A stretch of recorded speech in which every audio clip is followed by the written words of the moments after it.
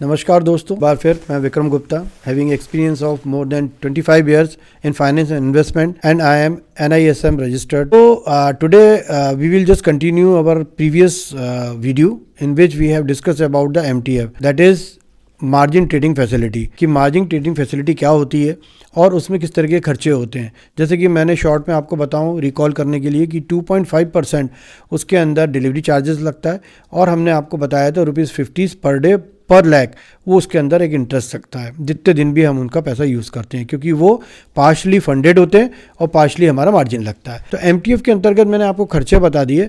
अब एमटीएफ के अंदर मैं बेनिफिट बताता हूँ। एमटीएफ के अंदर जैसा कि मैंने आपको बताया था कि पूरे डीमेट अकाउंट में आ जाता है आपका, आपके अंदर होल्डिंग, आपकी होल्डिंग हो जाती है उसके अंदर, मतलब you are now registered shareholder of that company in a partial payment, right. अब क्या होता है, शेयर होल्डर को होने वाले जितने भी प्रॉफिट्स हैं और जितने भी फ़ायदे हैं, उनकी एजीएम्स हैं या उनके कोई सर्कुलर्स हैं या उनका कोई डिविडेंड डिक्लेयर है, इंटीरियम डिविडेंड डिक्लेयर है या उनका कोई बोनस शेयर्स इशू हो रहे हैं, इस तरीके के सभी बेनिफिट के लिए आप एलिजिबल हो जाते हैं।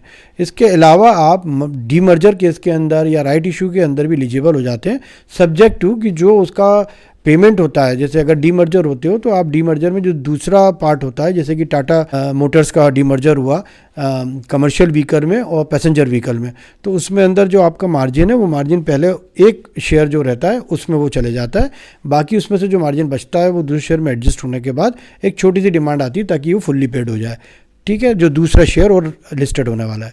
तो इस तरह के अरेंजमेंट हो जाते हैं। ऐसे ही राइट इश्यूज़ में भी इस तरह की अरेंजमेंट है कि आपको 100% दीजिए तो आप you are eligible for that right issue also. तो ये सब बेनिफिट आपको एक पार्शियल पेमेंट में मिल जाते हैं एमटीएफ के अंतर्गत।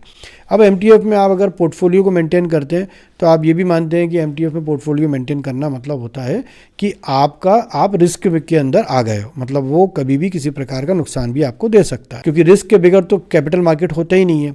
लेकिन अगर हम समझदारी से रिस्क रिवार्ड को देखते हुए और रिस्क मैनेजमेंट को समझते हुए, मेरी बातों को ध्यान से सुनते हुए अगर हम कोई चीज़ को मैनेज करेंगे तो उसमें हम रिस्क को भी कवर करके चलेंगे। अब जैसे कि मैंने आपसे बोला था कि मैं इसको Nifty 50 as a buying option मैं कैसे एक उसको अलाइन कर सकता हूँ। तो देखिए, ये जो वीडियोज़ हैं ये ऑप्शन बायर के लिए और हम बाइंग साइड में ही हैं, और बायर है और प्लस एक लिमिटेड कैपिटल पे हम इन्वेस्टमेंट करना चाहते हैं, क्योंकि हमें थोड़ा सा समय लगेगा। जब हम धीरे धीरे चलेंगे तभी हमारी उसके अंदर कॉन्फिडेंस आएगा, तब हम बड़ा इन्वेस्टमेंट भी करेंगे, राइट। तो जब हम लिमिटेड सोर्सेज से, लिमिटेड फंड से हम इन्वेस्टमेंट करते हैं तो हम ऑप्शन बाइंग की तरह तरीके से चलते चलते हम एक इस एमटीएफ का पोर्टफोलियो भी मेंटेन कर सकते हैं। और अगर हम इसको मेंटेन करते हैं तो रिस्क को भी आप ध्यान में रहिए कि अगर उन शेयर्स में कोई नेगेटिव न्यूज़ आ जाती है, उसका परफॉर्मेंस आ जाता है, फाइनेंशियल परफॉर्मेंस, तो ऐसे केसेस के अंदर भी वो कहीं ना कहीं हमें लॉस दे सकता है। तो एज ए ऑप्शन बायर हम अपनी ऑप्शन से उसको प्रोटेक्ट कर सकते हैं।